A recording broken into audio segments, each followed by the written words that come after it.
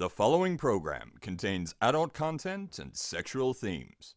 Viewer discretion is advised. And it contains murder. Lots and lots of murder.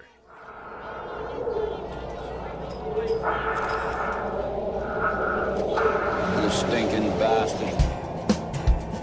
People tell me, hey, you're gonna go die and go to hell. At least I'm not alone. For 911, where's your emergency? Oh, this is Sandy. For 31 Rock, Plymouth Road. What's the problem? Send the police. And he goes, don't be a hero, mate. And I said, I'm not trying to be a hero, but the police are coming. One in the chest, one in the head. Fired by Detective Sergeant Roger Rogerson. I was branching out. That's when the cannibalism started, eating of the heart and the arm muscle. I would have nailed Carl Williams' hands to a coffee table and just pulled it out of his backside. Carl Williams is a wobbly bottomed little cherub-faced little boy whose life would be. I'd harm someone each time I'd kill someone. There'd be an enormous amount, especially at first, enormous amount of horror, guilt, remorse afterwards. But then that impulse to do it again would come back even stronger. Hello and welcome to another episode of Bloody Murder. I'm Tara Saraban. I'm Barney Black. We're going to talk some murder. We're going to talk lots and lots of murder. What have you been up to this week? Well, I didn't get attacked by any spiders. I went to work. Yeah, it was all good. Ah, okay. So unlike me, there were no spiders in your No week. spider cocks in my bed. None that you know about. Tell me about your spider attack. I feel like I'm going to become known as that like Aussie murder bitch who talks about spiders. And you know what? I'm okay with it. Okay, I spider bombed my place recently because of the other spiders that showed up in my sleeve. And then I may or may not have smoked a joint the other day. And I went to pull the blinds up in my bedroom and there was a gigantic huntsman the size of my fucking hand there with its really long legs. And I was like, oh, you're fucking kidding me. Again, Tara's home for wayward spiders. And it was on a weird angle, so I couldn't do the nice thing where you get the glass and stick it under because the angle was off. So I did the bastard thing and I grabbed the spider spray and I sprayed the shit out of it. And at first it was all like, your spray means nothing to me. I am strong. And so I kept spraying it and then it was like, oh, fuck. Did a death drop onto my bed. And then I was watching it and it didn't appear to be like, it kind of gave its groove a little bit of a... Is that when you made love? It's when I started kissing it on the mouth. Ugh. No, I had to spray the shit out of it some more and then it fell down the side of my mattress. And then I was like, oh, shit, what do I do now? So I had to move my mattress in case I forgot. And there was an angry spider down the side of my mattress when I went to sleep later. So I just sprayed it some more and its legs... Its long legs were doing like this death flail and I felt so shit. I would make such a bad murderer. But eventually it did die and then it folded up its legs like game over. And then you ate it. And then I ate it and it was crunchy. Ugh. Yep, so all the spiders all the time. Come to my house. You may not live. Isn't that thing that everyone believes about Australia, that it's just full of poisonous spiders and well, this venomous one wasn't snakes? even poisonous. It was just big and I just wasn't in any state of mind to deal with it.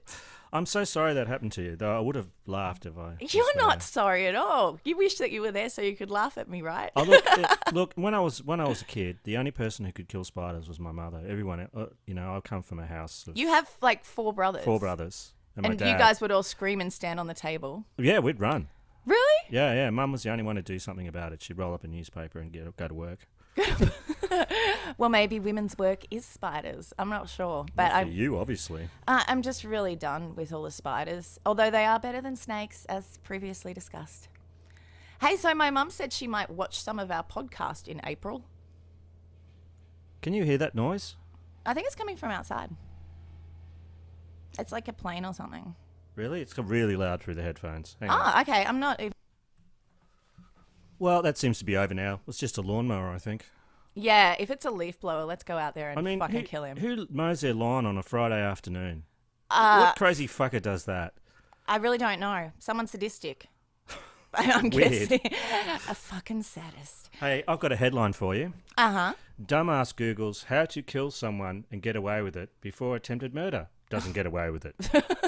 That's quite the headline. Would you like to hear more? I would. 25-year-old David Russell from the UK met 19-year-old Medica Benedicto online in 2009 through their shared love of heavy metal. According to the Mirror, a reputable newspaper, rag, the online relationship grew to a point where Maricar, that's a weird name. Is it like America without the A? Maricar agreed to fly to the UK to meet Russell. Ooh, expensive. Better be worth it. I don't know what Maricar expected of the trip, but I imagine she didn't expect Russell to try to murder her. And that was exactly what Russell, a McDonald's worker, had on the itinerary. Murder. Well, he had to do something with his life. There was just one problem. The dumbass didn't have a clue how to go about ending someone's life. So he did what anyone who wants to learn something would do. He Googled it. He Googled that shit. According to court documents, Russell Googled the below phrases. Hand-to-hand combat, ways to kill someone with your bare hands, how to kill someone and get away with it, best knife to kill someone, how to knock someone unconscious, and how to cut skin with a knife. That's his Google searches. Yeah. Seriously, though, I'd be in trouble for my Google searches. Oh, so would I. I know. The shit that we Google to come up with the stuff we talk about is pretty wrong. Yeah. We better not try to randomly poorly kill someone because we're going to get done just for our Google searches, I think. Yes, goat sex. Russell lured Maricar into the woods by telling her he had a present for her. I've got a present for you in the woods. Is it a puppy? No. He told her to What could it possibly be in the woods? Like, what good present could you only get in the woods? Like, he's not going to give you, like, a nice handbag in the woods. A jet ski? He told her to put her head back and hold out her palms. Oh, no. He then took out a butter knife and slit her throat. Hang on, you can't slice some... Was her throat made of butter? A butter knife? Maricar pulled back, only somewhat injured. He then realised that his master plan didn't work and yelled, "Why didn't you die? You ruined my life forever." Hang on, wouldn't it be more like, "Why didn't you die? You've ruined me life forever." Oh, that's much better. He then hit her in the face with a log and headbutted her. Maricar survived. Worst date ever. She ran to a nearby house for help. Authorities later found Russell passed out of a drug overdose at his house. I bet it was pot. Oh, he passed out of a pot overdose. I don't know that you can, like, overdose on pot. I greened out the other night. You did? Yeah. I'd have a lie down on the couch. Oh, wow. You did actually have a lie down at a party. That is so not like you. I was back in like half an hour. Yeah. You made a I comeback. could hear all you guys talking about me. I didn't realise that was because you Smack greened talking out. me. I just thought it was because you were a lazy cunt. No, it's my plan, man. Right. It was your plan to green out at a party. Yes. Good one. Anyway, he went to court. He was found guilty of attempted murder. The judge, Charles White QC, said Russell was exceptionally dangerous and must serve at least 17 and a half years in jail before being considered for release. Exceptionally stupid, more like it. Yeah, what a dumbass. Really, a butter knife. A butter knife. Oh, and it would have been really expensive for that chick to come over to the UK as well. Like, that's a waste of time. I hope she got to see the sights, you know. Well, she got to see the forest. She got to see the forest. And she had, a slight irritation on her neck. He probably took her to the McDonald's he worked at. Cool. Yeah, because she couldn't get that in America. Yeah. Wow, okay, that's pretty awesome. I was looking into famous murderers' last meals because we do keep away from the famous murderers here because we're trying to add to the whole true crime conversation and talk about cases that are lesser known. But that doesn't mean we can't mention these fuckers sometimes. So the whole last meal before you're executed thing doesn't actually happen everywhere anymore, but it used to be a big thing.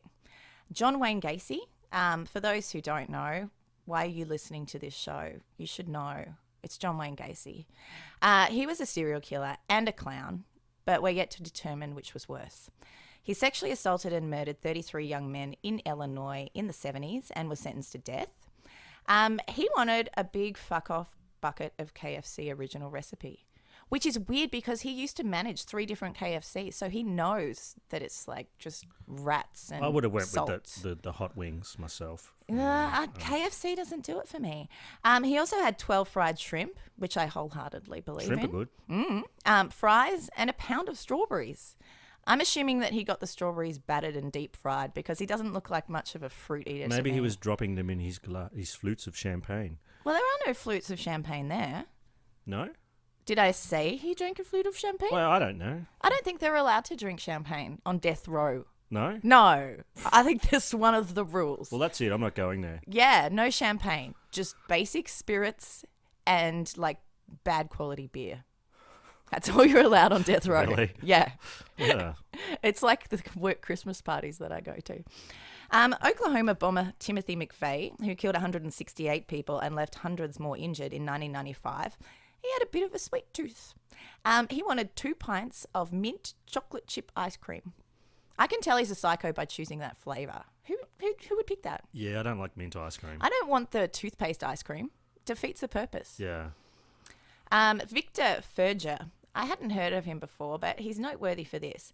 He was hanged in 1963 for murdering a doctor, and for his last meal, he asked for a single olive with a pit in it. Yeah? You don't find that strange? Not interesting Just to you? for his martini. For his martini. Yeah, well, they could have basic spirits on death row. Well, maybe he was watching his weight. Yeah, he wanted to be skinny in heaven to impress Jesus. I don't think they go to heaven. Murderers? No, maybe not. No, he actually had a pretty poetic reason for that. He put the pit of the olive in his pocket of the suit that he wanted to be buried in. And he thought that maybe an olive tree would grow from his grave. And as an olive branch is a symbol of peace, he thought that might contribute to peace somehow. You know what he could have done to contribute to peace? Not fucking killed somebody. Not a doctor. Doctors save lives. Yeah. Think of the unless- Hippopotamus Oath. Well, Harold Shipman didn't save lives. He killed them all. That's true. Velma Barfield, who was dubbed the Death Row Granny, which I like. She was the first woman to be executed by lethal injection in 1984 since the reinstatement of capital punishment 7 years prior. She was on death row for poisoning 4 people. What is it with women and poison? I mean, it's pretty much what they do if they're going to kill someone, not just generally. Although I have been slowly poisoning you for years. What, with beer? With beer. No, Keep actually, doing I've it. been watching you slowly poison yourself for years. I like beer. He really does.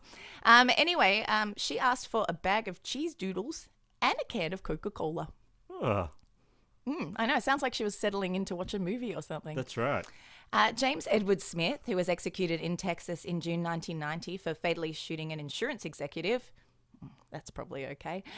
He had a pretty odd request. He wanted to eat a lump of dirt. Yummy. Yeah, well, I used to eat dirt as a child, and I didn't mind it, except sometimes you'd end up with a worm in it, and that freaked me out because I didn't want to eat a worm. Kids like to eat sand, at least once. Both my kids have eaten sand. Yeah, but they don't like to eat it, do they? They haven't no, they give it a go. developed a They taste give for it a crack, and then they go, actually, this is pretty shit. Yeah, I don't remember ever really trying sand, but I grew up near the beach, so I would have been dumped by waves and had it all in my mouth and known from that experience. Exactly. Anyway, the dirt was not on the institution's list of approved foods, so he wasn't allowed to have dirt. And I feel like this is like prison officials being dicks. They denied the request, and he was given yogurt instead. Yogurt. Like, if you've got a hankering for a big clump of dirt, yogurt's not going to satisfy that craving. No, you wouldn't think so. Plain yogurt. That's well, probably what he got. Any kind of yogurt wouldn't. Like, it's complete. Yogurt is like the opposite of dirt. Maybe something like crushed nuts, like crushed walnuts. That'd be kind of dirt-like. They could put a worm in it as well for authenticity. Nice. Ted Bundy, we all know who he is. And if you don't, you're listening to the wrong podcast. The one about needlepoint is called Bloody Sewing. So he declined a last meal, but was offered a traditional plate of steak, eggs, hash browns, and coffee instead. But he didn't eat any of it because he preferred to bite women's bodies. Aileen Wuornos, she didn't want all the food. She just wanted a cup of coffee. And Lawrence Russell Brower, he's a piece of work. He was a white supremacist gang member who was executed for the infamous dragging death slaying of James Byrd Jr., a black man from East Texas. East Texas, probably not a great place to be a black man. Mr. Byrd, 49, was chained to the back of a pickup truck and pulled to his death along a bumpy asphalt road. That's really fucked up. Anyway, Lawrence Russell Brower's over-the-top last meal request was actually what made Texas inmates lose the privilege to choose their own final supper. that's fucked up. Not only did he like horrendously murder someone, but then he got rid of the whole last meal He thing. ruined it for everybody. He did, and so instead of executing him by a normal means, they just let the prisoners pull him limb from limb. No, they didn't. Anyway, do you want to hear what he ordered? Sure.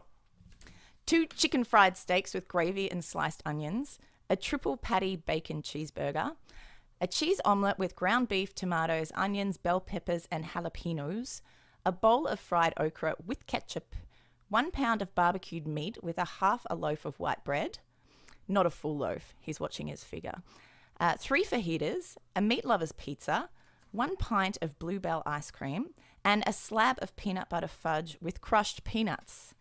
And they wouldn't give the other guy dirt. And 3 root beers. But Brewer, being the piece of shit he was, reportedly didn't eat anything, claiming that he wasn't hungry. Oh. What a fucker. Dick. What a dick. Ruined it for everyone. And now people just have to have like steak and eggs. Bastard. What would you order for your last meal? Well, I don't mean to sound like John Wayne Gacy, even though the way I just said sound implies that I would. Korean fried chicken, that shit is awesome. That's really sweet though, isn't it? No, just the sweet chili one's sweet. If you get like garlic and soy, it's less sweet. That stuff is great. And also, I probably would want chips if they were good. Oh, I'd just do everything. Just carbicide it. Yeah. And then you'd die of carbicide, and then you wouldn't have to be killed. And if you could get really fatty kind of foods too, if you went in an electric chair, you might like spontaneously combust. I thought you were suggesting that you could like somehow insulate yourself from it with all the fucking fat fried chicken in your stomach. Sure. I would definitely want a thick shake. Yeah. Because in real life, you have to avoid that. Chocolate with a malt in it. You know, I'm they thinking stir the malt into the vanilla with a single olive with a pit in it. Does this turn into a cooking show? We haven't cooked yet. What would you want to eat? I don't know. Pizza, chicken, all of the bad things. Yeah. Ice cream, lots of ice cream. Heaps of ice cream. Didn't you once tell me that you have a second stomach for ice cream? I do. It doesn't matter how much food I've eaten, I can always fit in ice cream. Wow. That's amazing. You could actually be in some kind of exhibit with that talent. Really? No. And how would you like to be executed if you were executed? Well, I don't want to die of spider spray because that looked horrible. Flailing limbs. Quickly. So maybe just shoot me in the head. Like firing squad style, like Wolverine. Like Wolverine, And yeah. Leif Schreiber. Yeah. So I would be Leif Schreiber, or would I be? No, you're Leif Schreiber. No, I'm Leif Schreiber. Okay, you well, can be Wolverine. I'll be Wolverine. I thought you would want to be Wolverine. I didn't think like you wouldn't want to Leif be. Schreiber is the tits. Have you seen Donovan? Ray Donovan. Ray Donovan? I have indeed seen Ray Donovan, and Right. he does know how to wear a suit. He really does, even with a few flecks of blood on his crisp white shirt. You got a little man crush, haven't you? Oh yeah. Yeah, and he acted the shit out of it in that scene when they were getting fire squatted. He really did. He's a great actor. Cool. So We've what learned so much. That's great. That's very interesting about all those foods. I think so. Yeah. So what else you got? Okay, so we've done spiders to death. I think that we should just jump into some murders, really. Okay. Would you like to hear mine? I would like to. Okay. This is about Francesco Maggioni. He was born on the 23rd of July in 1957 in Sicily. He was 12 in 1969 when he came to Australia with his family. Leaving school at year 11, he was apprenticed at the State Electricity Commission of Victoria. And in 1978, he got Apprentice of the Year. Oh, congratulations. Outstanding Tradesman Apprentice of the Year. Oh, the Golden Butt Crack Trophy. The Golden Butt Crack Trophy. But 11 years later, at the age of 32, due to cutbacks, he was out of a job. The SEC had shut down its radio section where Francesco worked, and he was made redundant. Oh, it's actually my dream to be made redundant. That would be cool, Like wouldn't if it? you get a payout, especially since I generally work jobs that I don't. Yeah, if really anyone wants to wanna- pay us not to do this podcast, that would be awesome. Yeah. I mean, they could pay us to do it, or they could just continue to ignore us and would just do it anyway. By now a married father of 4, he needed a new job and fast. He had seen how well his Uncle Peter had done in his ice cream van trade, so he decided he'd get his own ice cream truck. While living with his parents after separating from his wife, Francesco worked hard to make his ice cream van business work. And this is where all the troubles began. Family disputes erupted over operating boundaries. Ice cream van turf war. Ding, ding, ding, ding, ding, ding, ding, ding. Hang on, didn't you say that your mother used to tell you that if you could hear the music of the ice cream van, it meant that it had run out of ice cream? That's true. I thought that was true for years, and so I never went running after an ice cream truck because I thought, unless it didn't have the thing on. unless it didn't have the thing on. If I heard it, I'd go, oh dang, it's out of ice cream. But if you saw one in the street and it had no music, you'd be all over it, right? Because that's how I swore when I was 10. I said, oh dang.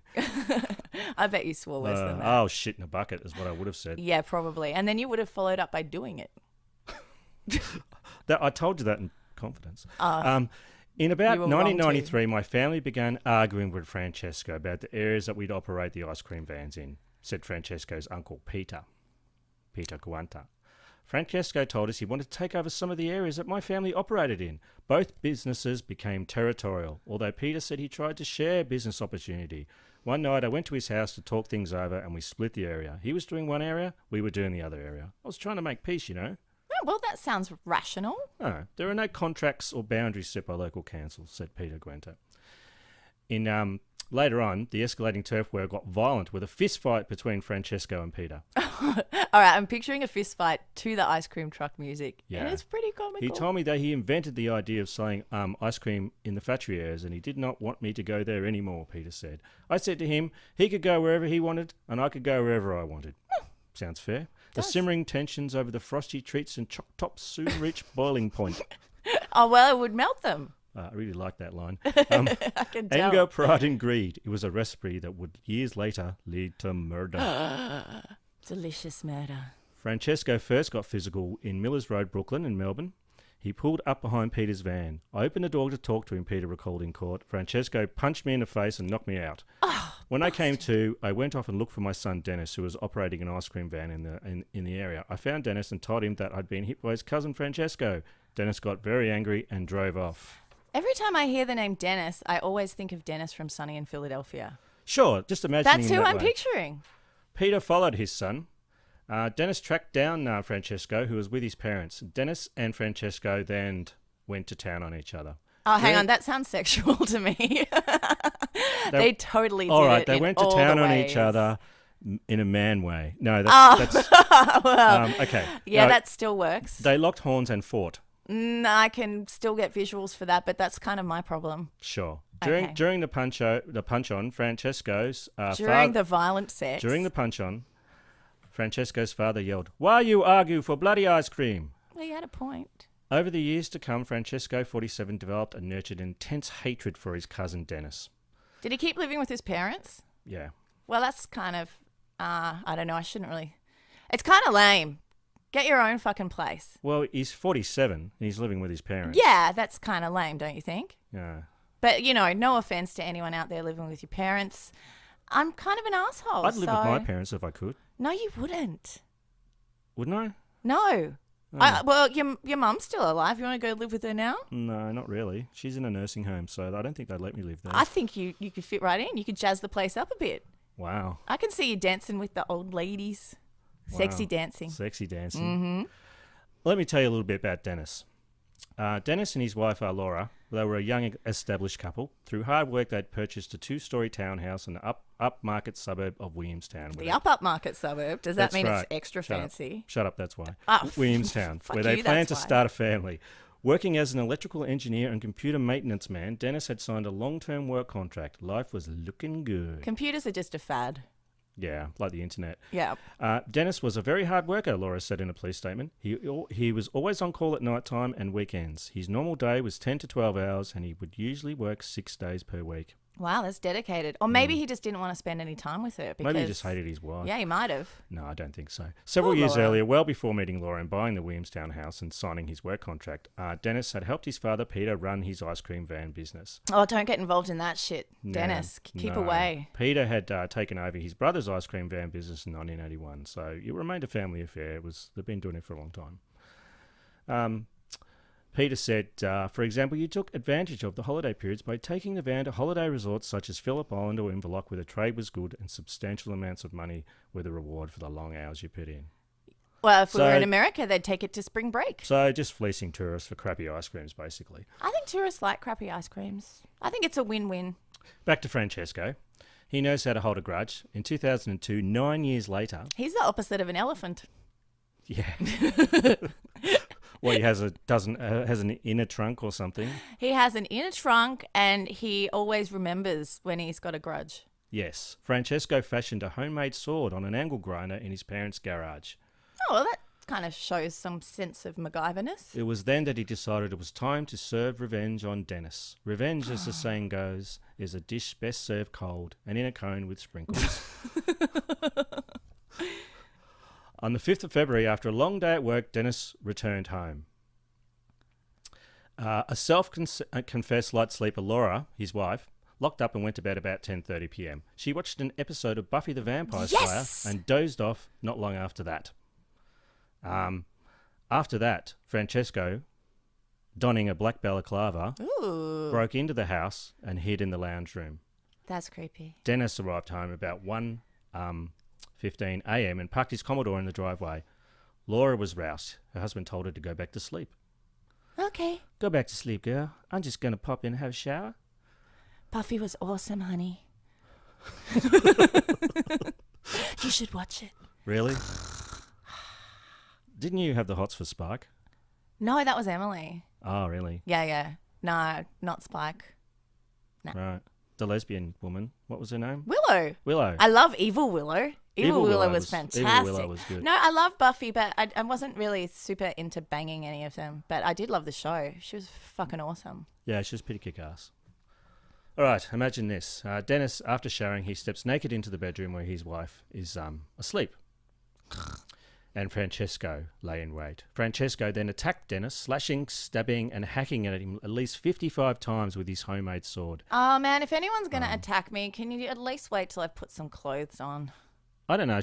Oh, yeah, he's naked, isn't he? Yeah, he's naked. Yeah. I'm getting like Viggo Mortensen, like Eastern Promises, naked knife fight. Naked. That's a great scene. It is a great scene, except this isn't a fair one because one has like a machete thing and the other guy's just naked. Yeah. And wanting to watch Buffy, I'm guessing. Laura, awakened by her husband's screams, said that she saw her husband struggling with another person. Dennis was trying to protect himself as the silent attacker waved the sword around like crazy.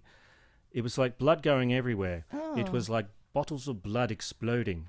That's said. very visual. Yeah, I know. Dennis was in so much fear. He was saying, "Take what you want. Leave us alone. Don't hurt us." But he didn't listen. She escaped through a sliding door to the balcony after Dennis told her to run. Run, baby! Run like Buffy runs. Yeah. She screamed for help from the balcony. I'm not going to do it. We're not doing a radio play. Help, help! Okay, then I just did. She thought she heard her husband fall to the floor. Then everything went quiet.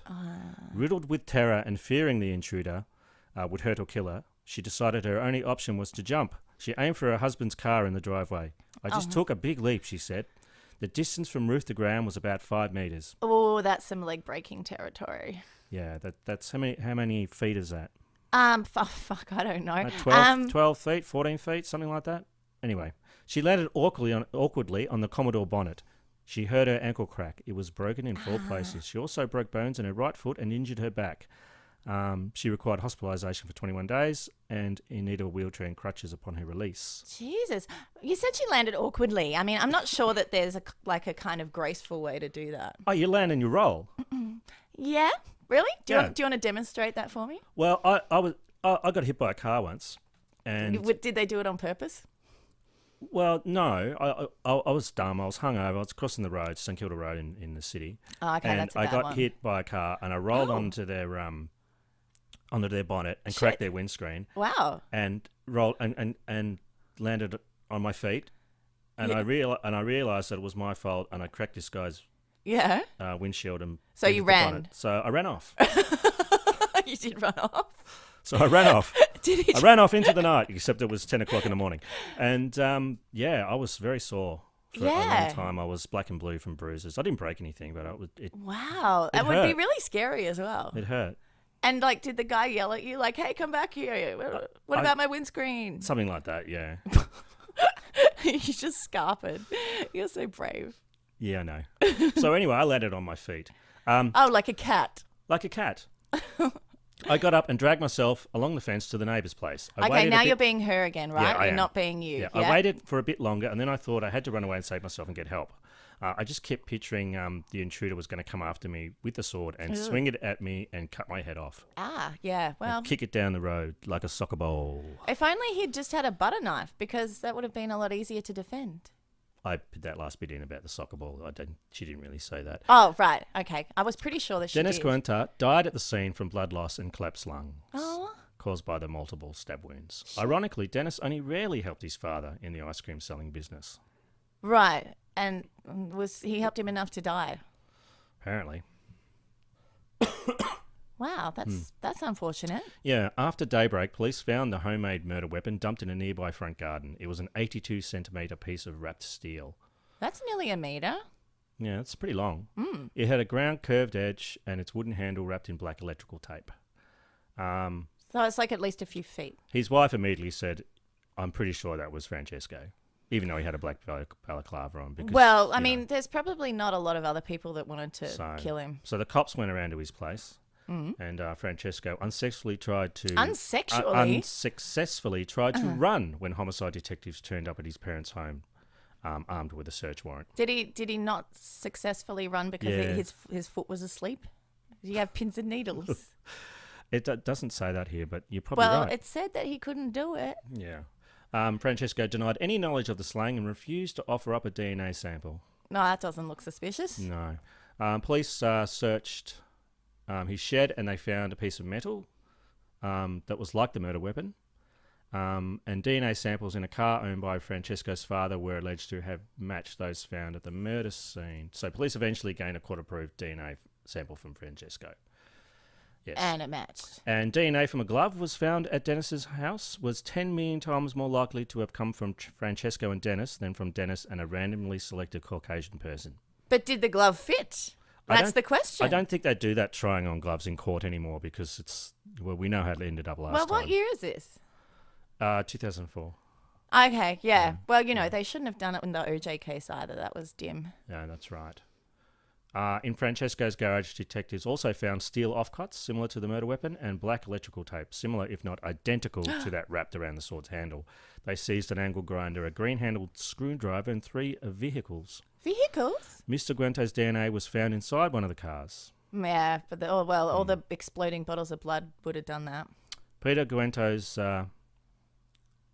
who's Dennis's father, cried as he described shameful behaviour involving himself and other family members in 1993. He said he hit his sister with an ice cream van as he drove near where other family members were fighting. So, I don't know. You know how you turn the light on and off when kids are fighting? Yeah. Or you just hit them with an ice cream van.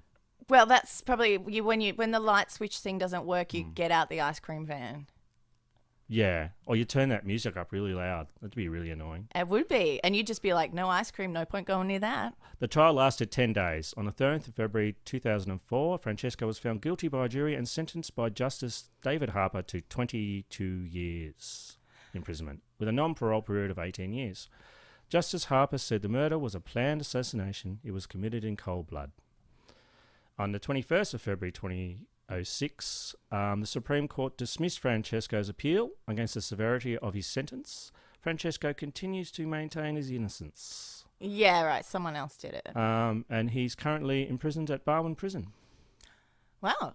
What's the deal with people just like discarding murder weapons? Well, why wouldn't he bury it somewhere in like, I don't know, a stranger's yard or something? Like there's got to be better ways than just like throwing it in a weapon nearby. Rivers are good for that kind of thing. Yeah. They can drag rivers. Look for well, they can definitely do it, but they're not just going to like accidentally find the murder weapon near to the crime scene if they do that. Did you know that, the La Brea tar pits? What? La Brea tar pits? What's it in Los Angeles? I do now. Okay, that's where they found all these dinosaur bones perfectly reserved. It's basically hot tar. So someone had been killing dinosaurs and hiding their bodies in the tar pit? No, that's not what I'm saying. I'm saying that someone disposed of a murder weapon in there. Did it melt? La Brea tar pit, and they sent a diver down to get it, and he had to have this specially designed dive suit. To dive in tar? To dive in. Well, it's hot tar. Yeah. Is this a real story? This is a real story. Yeah, that really happened. This actually reminds me of something. When I was little, I was in the bath. And my brother hated me. Like, he wanted to flush me down the toilet when they brought me back from the hospital. But he was talking to my mum, and I could hear them talking. And what he said was, is tar the same as pitch? And what I heard was Tara's a bitch. So I'm like 2 and I yell out from the bus, I'm not a bitch. That's how defensive I was. Really? Yeah, so that's what Tara reminds me Yeah, of. right. Trying to stick up for myself when my brother's not even insulting me. Tara's a bitch. What? Wait, what? I'm not a bitch. Well, see, when I was 2, I wasn't a bitch. It's kind of different now. Right, I'd be yeah. like, yeah, so are you. Who cares? Wow, that was crazy. You know, the only B word that women should be described at is beautiful. Because bitches love being called beautiful. I was going to say something about bodacious boobies. Bitches love You being wish. told they're beautiful. Yeah, I don't know. All of it just sounds like come-ons and weirdness. So these how about days. that? Ice cream turf war. Yeah. Ice cream truck turf war. That seems particularly kind of random and pointless. Yeah. Because soul, well, I mean, and not that anything we talk about solves anything, but that one just seems like he was leading a kind of crime-free life up to that point.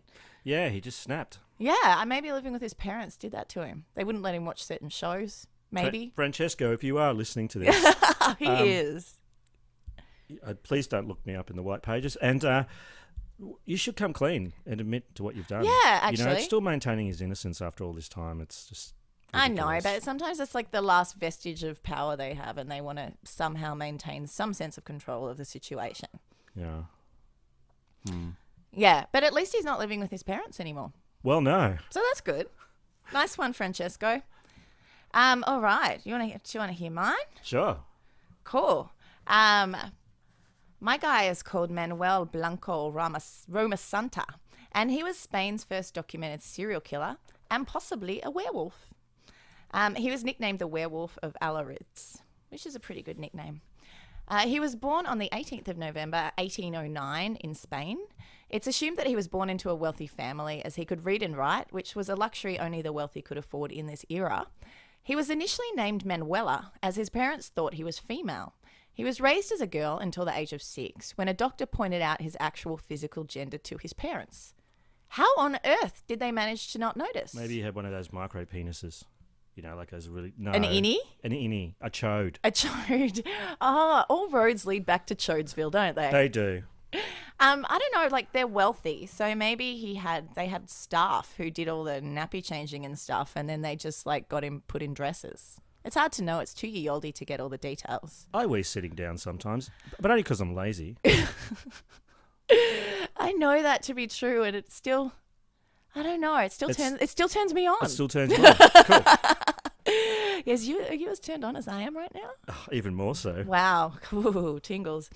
So there's actually a few well-known murderers who've been made to dress as girls by their parents. Oh, okay. So maybe you should stop doing that with your boys, So you think I should stop? or you should do it more. Or do it more? Yeah, Do it more. you don't want to be middle of the road. Okay, That's where you cool. don't want to be.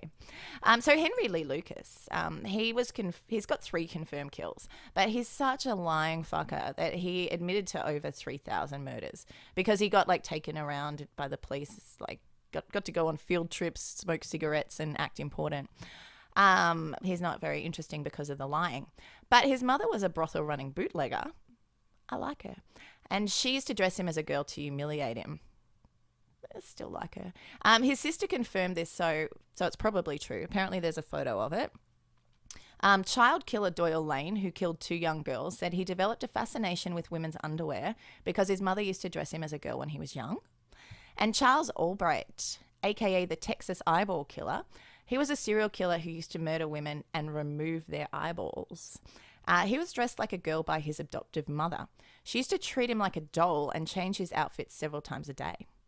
So maybe drag is only a good idea when people are doing it because they want to. Forced drag. Forced drag? Say no to forced drag. You're not into it? Well, not anymore. No, I mean, I love drag. Well, I you know guess that. I'll allow you to peel off that fake mustache I made you. But I kind of like it. It makes me feel incognito. Oh, nice. You hate drag in movies, don't you? Like, you won't even watch Tootsie, and it's so awesome. No, I don't. I'm not Mrs. Doubtfire and all that kind of stuff. I don't know. It's just don't. That genre just does not appeal to me. I know, but you're missing out with Tootsie. Bill Murray. Yeah, Big come Mama's on. House, that kind of thing. Oh, well, no. Yeah, No. that's obvious. No. Okay, I'm going to... I'm going to find a way to make you watch Big Mama's House just as revenge for our friendship, I suppose. Anyway, back to what we were talking about. Manuel Blanco Roma Santa grew up to be, well, he didn't grow up so much. He was under 5 foot tall. Some say he was 4'6", and others say 4'11". So pretty much the size of Snooki or Danny DeVito. I'd watch that sex tape. What would it be called? A pickle in the darkness. They might not be giants. Damn. I'm normally good at this game. Listeners, if you have a good name for a Snooki or DeVito sex tape, send it in. bloodymurderpodcast@gmail.com. I'll just call it yes. Yeah. It's about bloody time. That's what I'd call it. It's about bloody time. The Fappening 2. Oh, no, that's already happening. The Fappening 4. Anyway, so Manuel Blanco Roma Santa, I'm picturing Danny DeVito now. He worked as a tailor and he became a travelling salesman working throughout Spain and Portugal. In 1844, he was charged with the murder of Vincent Fernandez, who was a constable of Leon, the one in Spain, not the one in France. Fernandez had gone to see Roma Santa about a debt that he owed a supplier and was found dead soon after. Roma Santa didn't appear in court and was sentenced to 10 years in absentia. I like that word. Using a fake passport under the name of Antonio Gomez, Roma Santa went on the lam to avoid going to prison and hid out in a small Spanish village called, I can just tell I'm going to fuck it. Let me try it. Ribordaccio. That wasn't too bad. Ribordaccio. Here he worked as a cord maker, a weaver, and a cook, which were traditionally considered female jobs, and all led at the the men. same time. Yeah, but it led the men of the village to see him as effeminate. Maybe they saw him sitting down as well. Yes, why not? Where's my eggs? You'll get them when I've finished making this rope. Uno momento, por favor. He also worked as a guide for people new to the area, which is when he got his murder on. Several women and children who had hired him disappeared, but this wasn't obvious to their loved ones, as Roma Santa would write and deliver letters on their behalf, saying that they'd arrived at their destination safely. So it was a bit tricky. Suspicion was aroused when he was seen selling their clothes at local markets, and rumours abounded that he was also selling soap made out of human fat. So maybe don't shop at his market stall unless you want dead people clothes and dead people fat soap. Well, maybe I do. You want some dead people fat soap? No. It's like Fight Club, but to a whole new level. Do you want it? No. Okay, fine. So contrary. In 1852, a complaint was lodged to this effect, which also claimed that he sold the fat of his victims. I'd give him like a spare kilo. He could have it. He could sell that shit for me. He was arrested in September 1852 and brought to trial in Allariz. He admitted to the murders, but said that he did them because he was afflicted with a nasty case of lycanthropy. Another awesome word. Lycanthropy is the ability of a person to turn into a werewolf, either on purpose or because they were placed under a spell or bitten or scratched by another werewolf. Makes sense. Galician tradition states that the seventh son of a family can either be a regular human or lobashom, which is a fancy way of saying werewolf. If normal, the child will have the image of a cross or the wheel of St. Catherine inside his mouth, while a werewolf will not. Show me inside your mouth. Definitely a werewolf. Cool. Like he didn't know from like the level Teen of Wolf, body man. hair. Playing basketball, skateboarding.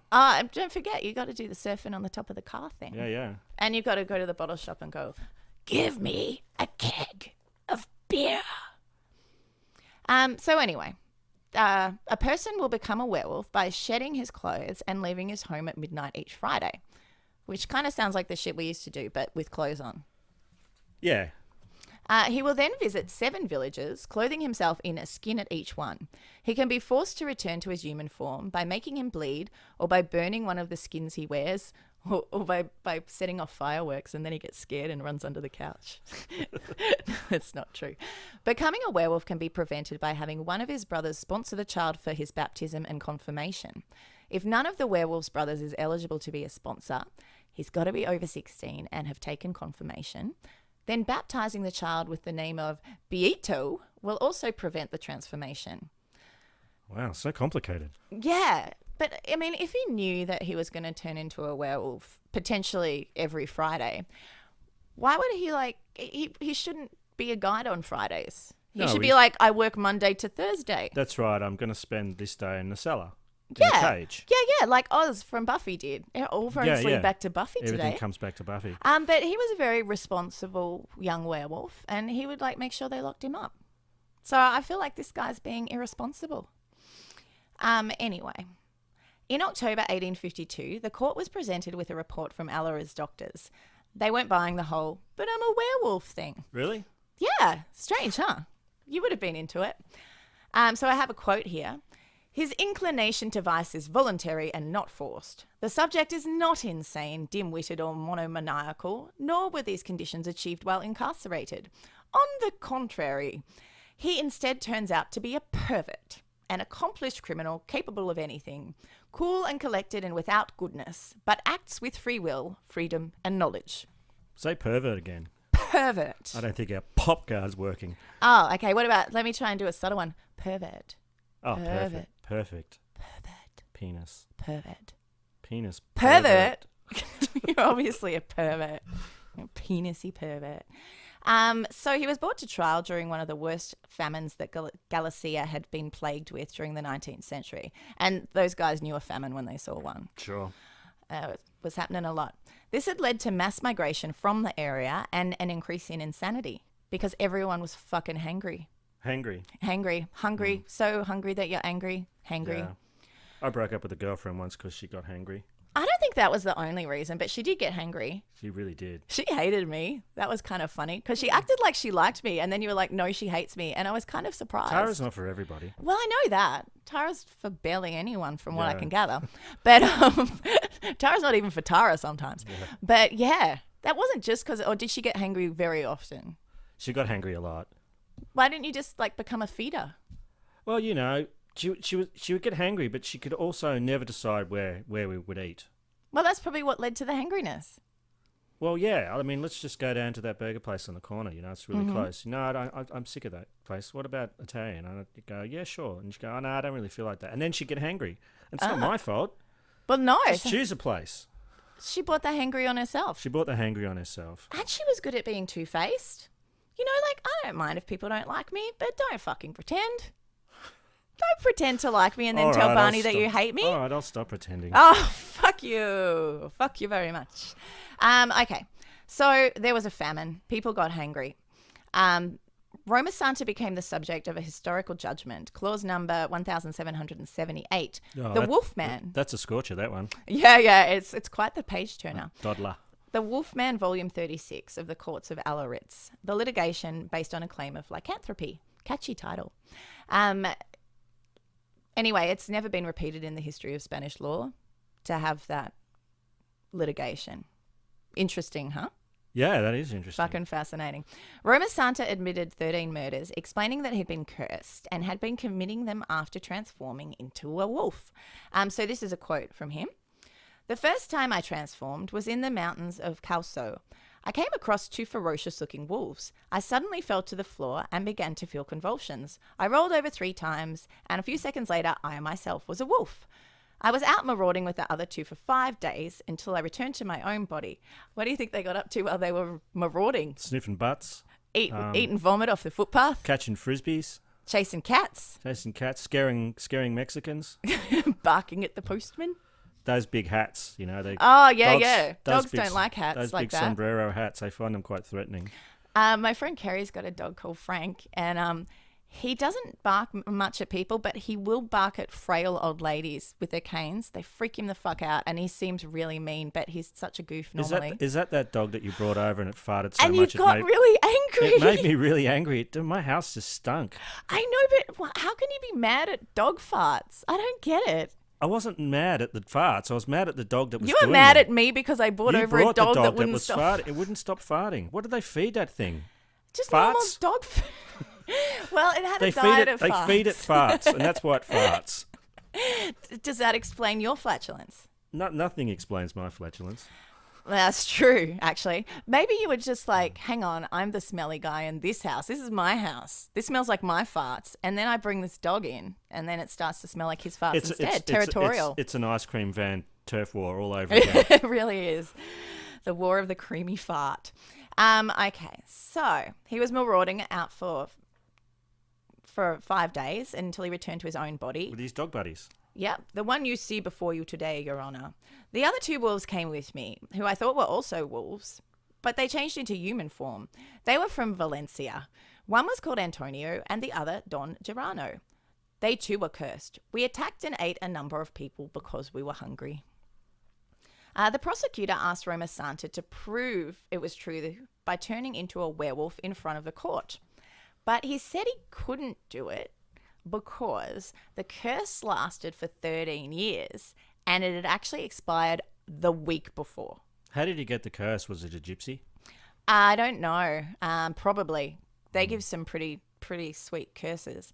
But yeah, so I can't show you that I'm a werewolf because I was one for 13 years and then it just expired and then a dog ate my homework. A wolf? Yeah, another from guy Valencia. Called Antonio. He's from Valencia and he ate my homework. Yeah, they got some pretty sweet oranges there. They do. And he chewed up my bra and my shoes. Okay, so the court acquitted Roma Santa of 4 of the murders he had already confessed to because the state the victims were in led the authorities to believe that they had in fact been mauled by wolves. He was found guilty of the other 9 murders they charged him with as the evidence pointed more towards a human's handiwork. Manuel Blanco Roma Santa was sentenced to death after a 7-month court case, and they wanted him to be killed with a garrote. So that's a handheld ligature of chain wire, rope, or anything else that you can make a ligature out of, and then they strangle you to death. So one guy does that or something? I think it's one, but maybe they like to tag team that sort of shit. I don't know. He was also ordered to pay compensation for each victim he was found guilty of killing. The case was sent for ratification to the territorial court in A Coruña, who considered the case for several months before deciding to reduce his sentence to life in prison. The prosecution appealed this reduction, and the verdict was to go back to garroting him. Good for them. Yeah, flip-flop. Garrote that werewolf. A hypnotist who called himself Dr. Phillips, but was believed to be a French doctor named Joseph Pierre Durand de Gros, who had been exiled from France and lived in London, followed the case of the werewolf of Allariz in French newspapers.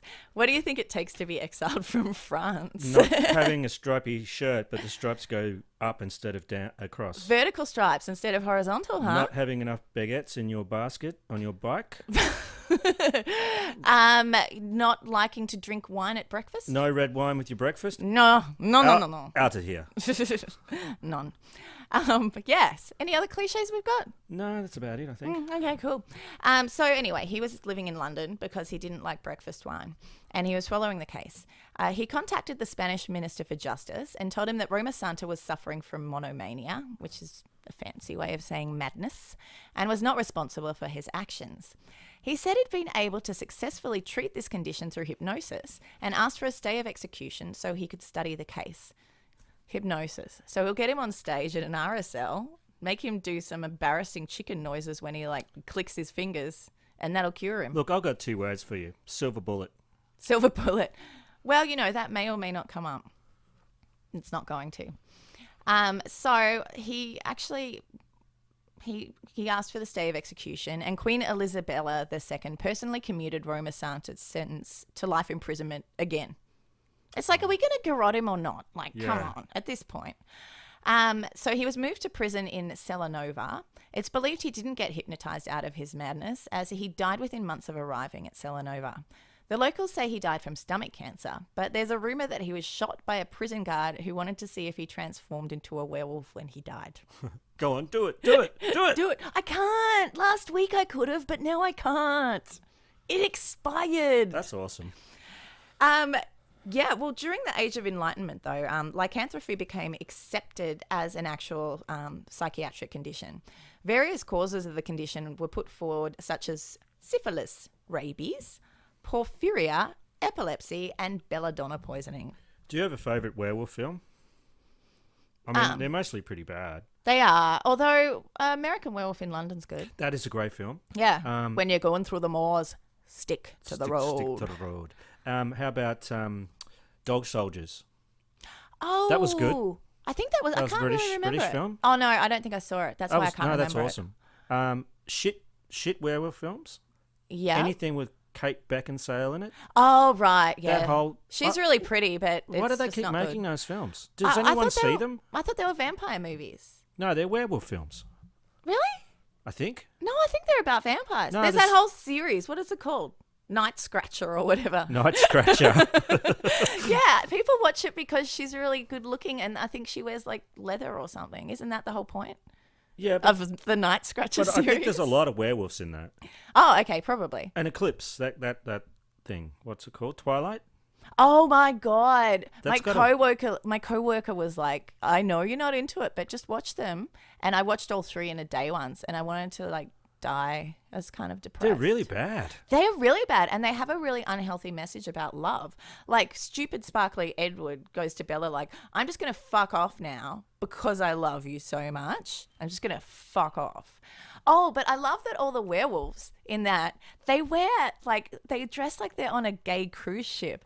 They wear jorts, like little denim cutoffs, and like white sneakers. What, Taylor Lautner? Lautner. He looks like a llama. He does. He looks a lot like a llama. Yeah. Yeah. Anyway, I'm kind of doubting that this guy was really as crazy as they're saying in a way, because he never managed to like pretend to be a werewolf and kill someone in front of a cop. Like, he didn't do anything weird in front of people. Hey, hang on here, Tara. Au contraire, Tara. Are you saying that you don't believe he was a werewolf? Oh, well, I mean, I'm not Dr. Phil, so I can't say for sure. You're not a scientist? I'm not Dr. Phil. I know that much. Right. So, yeah, like if he's genuinely super crazy, like how would he know to not do this shit in front of people? I think it's got some premeditation Well, to I it. think you can still be crazy and know the difference between right and wrong. Well, yeah, of course. I think we need to end this now because people are going to just... We're understanding and sympathetic to people with mental health issues. We and are. in no way trying to be judgy about that. We're trying to be funny about werewolves. I don't know if it worked. Yeah. I think a lot of werewolves just sniff each other's butts all the time and Well, they would. And just, like, eat scraps. eat scraps, eat And vomit, chew up shoes. chew up shoes. And sniff lady crotches. And if they pissed on the floor, you could roll up a newspaper and smack them on the nose. Then they'd eat you. You're not allowed to do that with dogs anymore. No, I wouldn't do that. You can still do it with kids, though, I think. You can roll up a dog and hit a You child can with roll it. up a dog and hit a child But with you it. can't hit them with a newspaper. Only if it wheezes on the floor. If the dog wheezes on the floor You can roll up the child and hit it with it. with a newspaper. Weren't you throwing kids at spiders? I was last week? throwing kids at spiders, but I ran out of kids because That's what you should have done instead of the spray. I didn't have a child handy. But there is one that lives down the stairs. Oh, yeah, I've seen that kid. But the Cute thing kid. is, you also know the rule with spiders is that you can't leave the room because then if they go, you don't know where the fuck they've gone. Yeah, that's right. So I would have needed to maybe call someone, get them to kidnap the child, come up, and then I could have hit the... See, it was too complicated. It's And fraud. It's fraud. maybe I wasn't, maybe I was a bit stoned or I wasn't. Who knows? Anyway, this whole case reminds me a little bit of the Matrix defense. Have you heard of that? I have heard of the Matrix defense, but tell our listeners. All right. So it's basically when people commit crimes and then go, but I thought I was in the Matrix at the time, so it doesn't really count. Keanu made me do it. But in the Matrix, if you die in the Matrix, you die in real life too. Well, yeah. So that doesn't make sense. I know it doesn't make sense. In July 2002, an Ohio woman named Tonda Lynn Ansley shot her landlady in the head several times. She was found not guilty by reason of insanity after claiming her landlady was part of a conspiracy to brainwash and kill her. She told police, and I quote, "They commit a lot of crimes in the Matrix. That's where you go to sleep at night and they drug you and take you somewhere else and then bring you back and put you in bed. And when you wake up, you think that it's a bad dream." I watched that movie a little differently to her.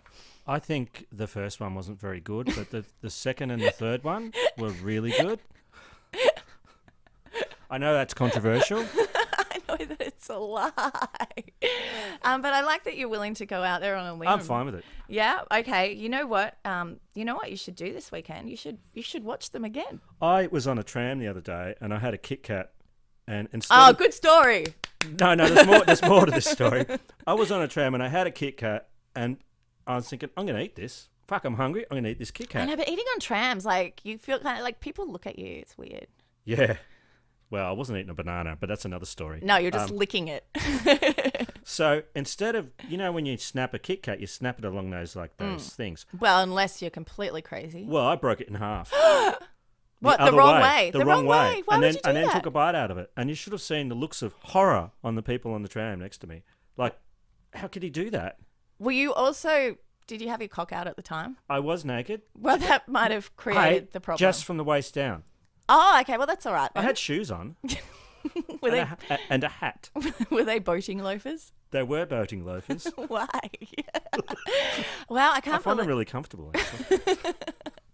And of course, you had to be wearing a jacket that conveniently draped open to reveal your cock.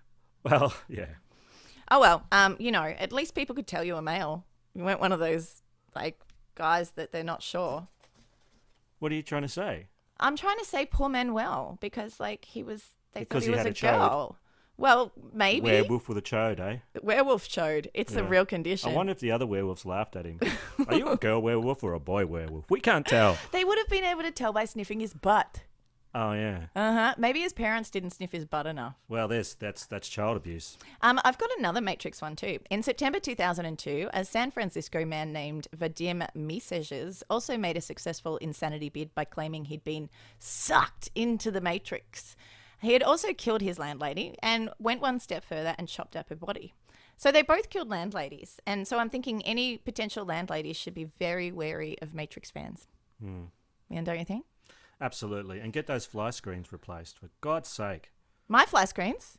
Oh, They don't have holes in them. Well, I don't know. I don't know how the spiders are getting in. What do you complain to landladies about? Oh, sorry. I thought we were talking about the spider. Yeah. I don't complain to them because when you complain to them, they tend to up the rent on you. So I just suffer. My kitchen light doesn't work. I have a lamp in there, but I don't want to complain because they'll raise my rent. That's because of the camera in it. Wow, the kitchen. That's the right place to put one of those cameras, isn't it? Yeah. What, do you want to watch me hardly ever cook? Is that That's the plan? Right. Oh, look at it. She's cracking an egg. Sexy.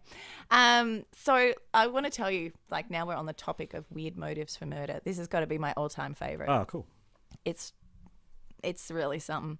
In 2011, not 2002, let's get that straight. 39-year-old Robert Lyons stabbed his mother to death because she refused to get him skybox tickets for an Avril Lavigne gig in Chicago. Sounds fair. He's 39. It's 2011. Who wouldn't want to see Skater Boy live? You would hate that. Yeah. So he bludgeoned her with a champagne bottle, then stabbed her in the back 9 times.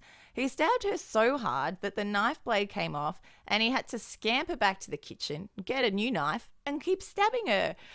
You stopped me and Avril from being together. He then threw Drano and other cleaning products on his mother's corpse to humiliate her. I never understand that. He was later arrested at a Hooters restaurant and was sentenced to 40 years. I feel like he could have gone for an insanity plea because it was about Avril Lavigne tickets. So he didn't go to the... Did he get to the concert? No, he didn't have tickets, so he killed his mum. That's why he did it. If he'd had the Skybox tickets, none of this would have happened.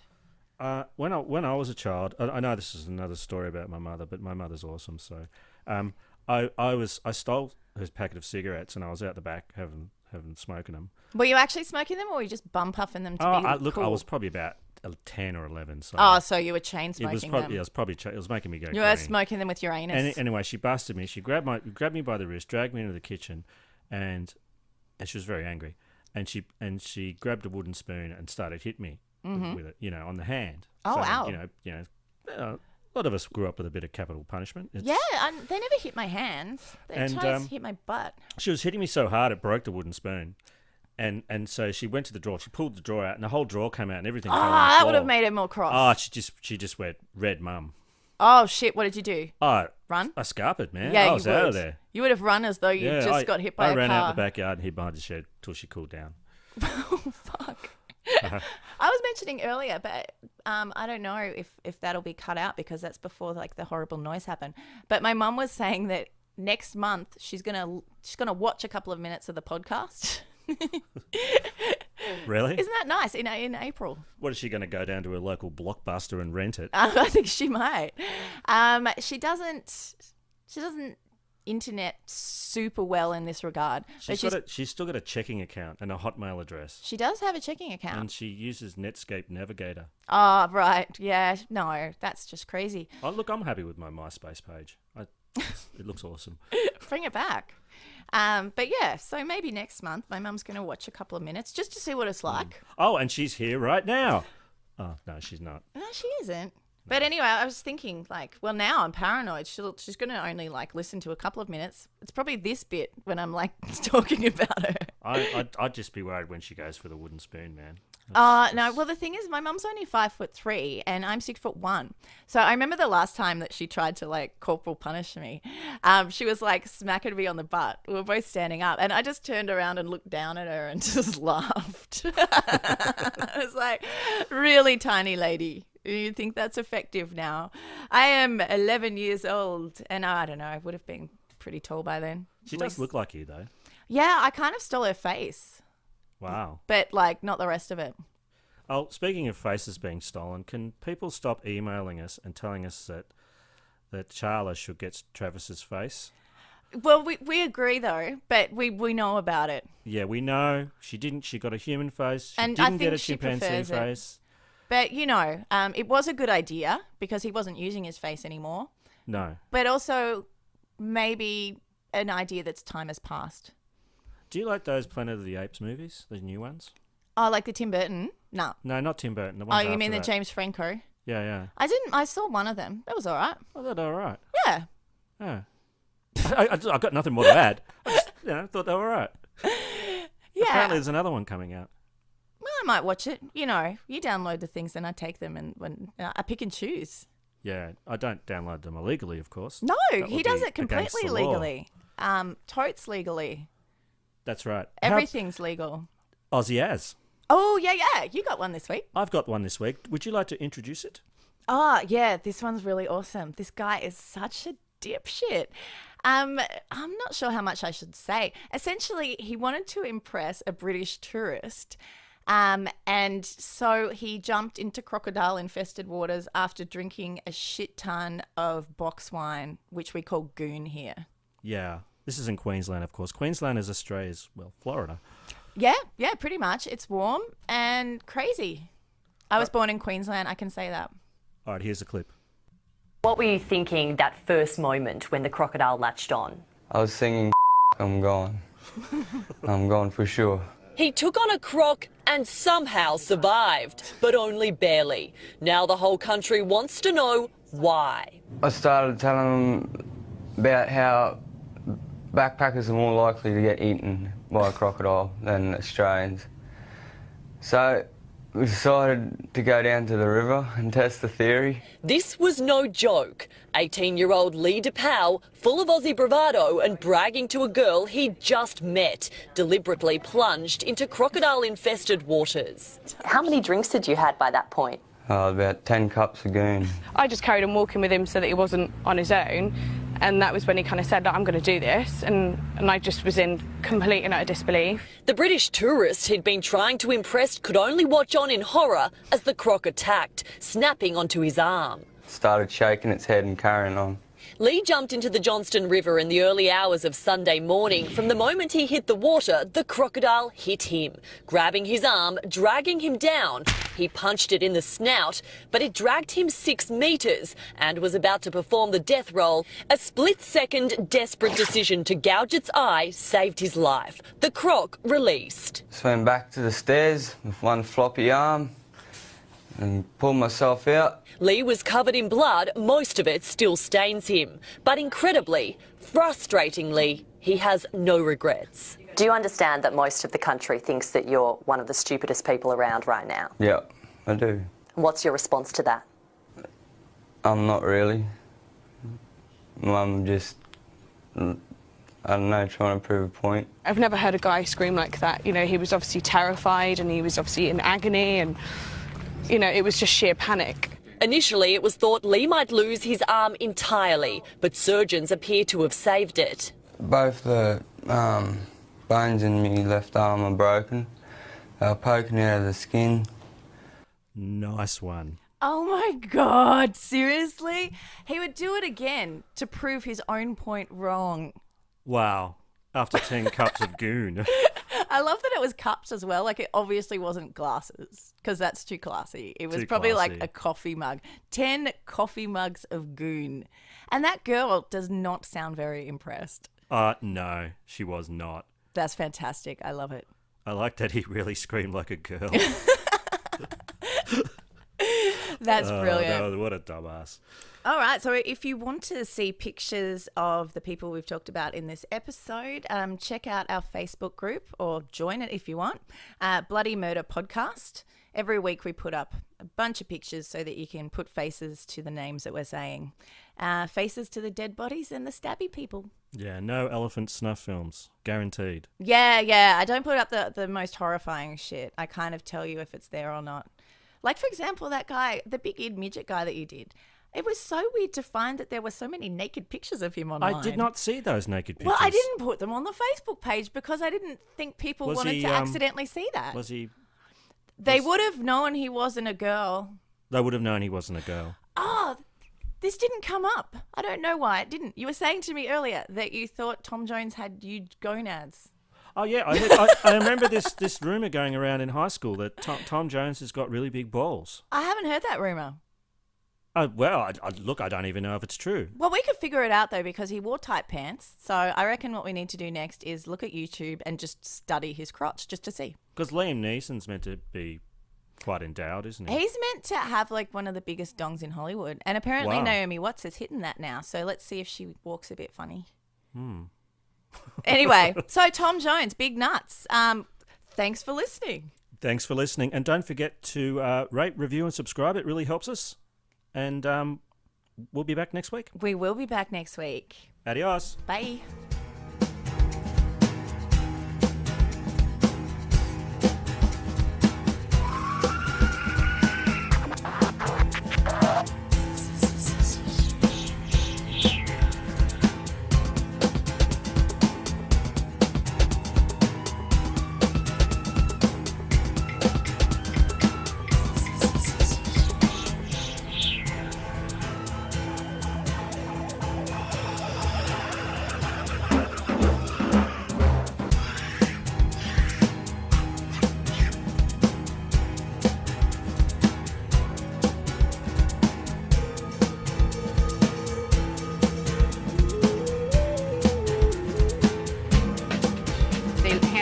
They had the intercom on in the room, and they kept lying that it wasn't on, and they were using sonic pressure on my head since 1997.